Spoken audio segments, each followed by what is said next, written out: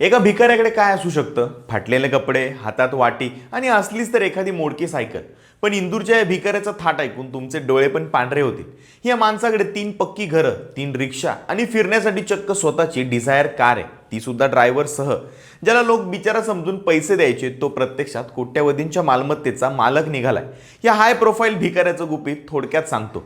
इंदूरच्या या भिकाऱ्याचं नाव आहे मांगीलाल. मांगीलाल कधीच ओरडून भीक मागायचा नाही. तो लाकडी फळीवर बसून हातात चपला घालून स्वतःला ढकलत अत्यंत लाचार दिसायचा.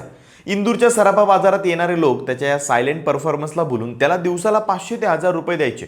धक्कादायक गोष्ट ही आहे की भीक मागून आलेले पैसे तो सराफा बाजारातल्या छोट्या व्यापाऱ्यांना व्याजावर द्यायचा. दर आठवड्याला तो आपल्या व्याजाचा हिशोब वसूल करायला त्यांच्याकडे पोहोचायचा. महिला आणि बाल विकास विभागाने जेव्हा त्याचं रेस्क्यू केलं तेव्हा त्याची संपत्ती पाहून अधिकारीही चक्रावले. त्या अधिकाऱ्यांना तपासात सापडली ती मांगीलालच्या नावे असलेली 3 पक्की घरं, ज्यातलं एक घर चक्क 3 मजल्याचं आहे.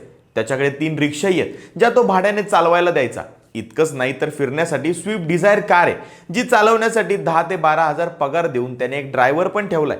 ही सगळी अतिशयोक्ती वाटत असली तरी प्रत्यक्षात अपंगत्वाचा फायदा घेऊन त्याने रेड क्रॉस संस्थेकडून 1 BHK घरही लाटलंय.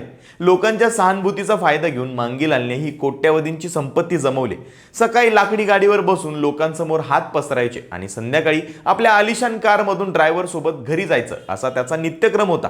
पण आता प्रशासनाने त्याला ताब्यात घेतलं असून त्याची सर्व गुपितं उघड झालीत. या भिकाऱ्याची स्टोरी ऐकून आपण रस्त्यावर कोणालाही पैसे देताना ते योग्य हातात जात आहेत का याचा विचार करण्याची वेळ आली आहे का? काय वाटतं तुम्हाला? कमेंट करून नक्की सांगा आणि फॉलो करा लगाव बत्ती.